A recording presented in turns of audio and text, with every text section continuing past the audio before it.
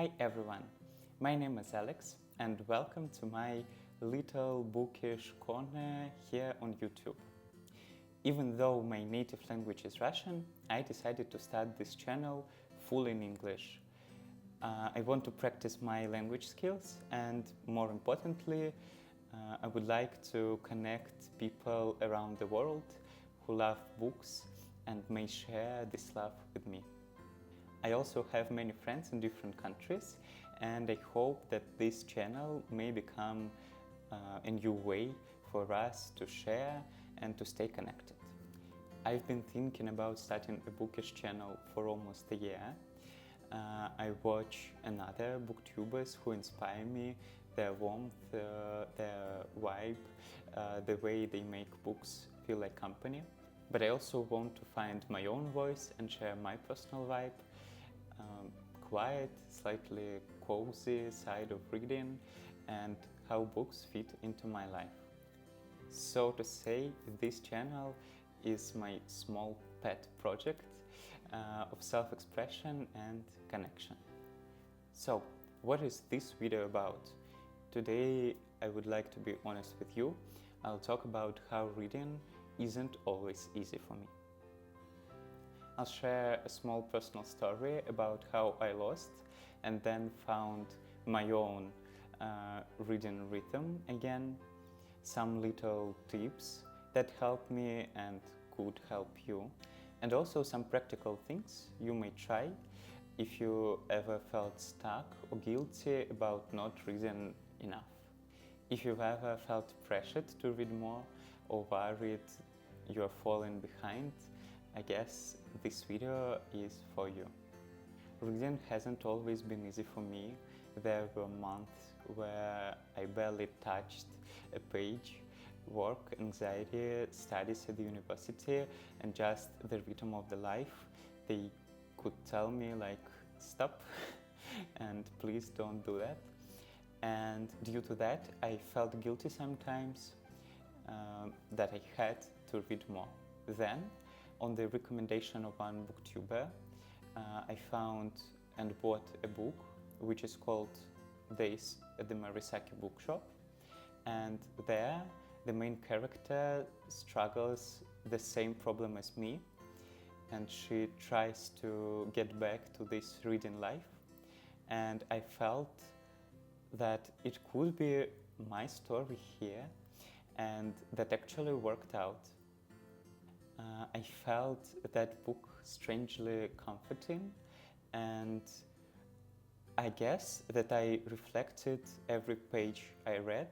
Because it was small and light, I started picking it up more often with me when I leave the house. And then I realized that the habit had returned. And right now, I don't feel the same thing as before. I joined a book club and I enjoy spending time reading. Right now I'm reading Dracula by Bram Stoker, which feels perfect for autumn and this Halloween vibe.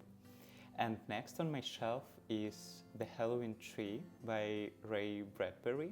So I guess closer to Halloween, I would like to make a special video with this spooky, cozy reading autumn mood. Over time, I found a few ways to get back on track of reading and make it more enjoyable. These are not rules, just things that work for me. The first and the most obvious one, even tiny steps matter. Even 5 or 10 minutes of reading before going to bed keeps the thread of the story alive.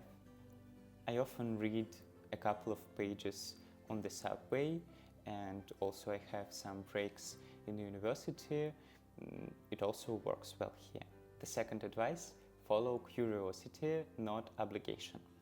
When I feel that this book doesn't match my vibe, or maybe it doesn't match my current mood, I don't feel guilty putting it aside. For me, reading should feel like a choice, not another working task. So I tend to stop reading the things I don't really like. The third way is making the atmosphere more intentional. I love reading at home, in bed, with warm light. It calms my anxious brain and makes the experience safe and soothing. The fourth thing, allow breaks and switch on. Sometimes books need to wait, and that is okay.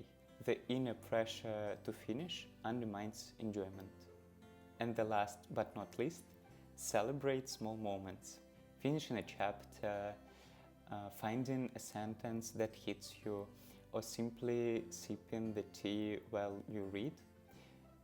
Those small rituals really matter.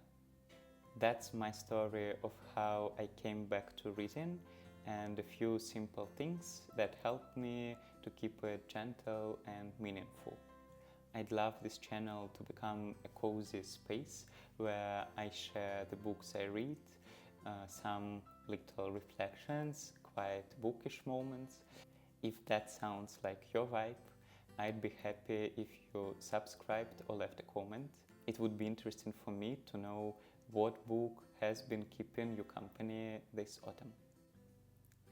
And that's all for now, I guess. Thank you for watching this video, and I would be grateful for any feedback in the comment section. That was Alex Bookshelf, and see you again later. Bye bye.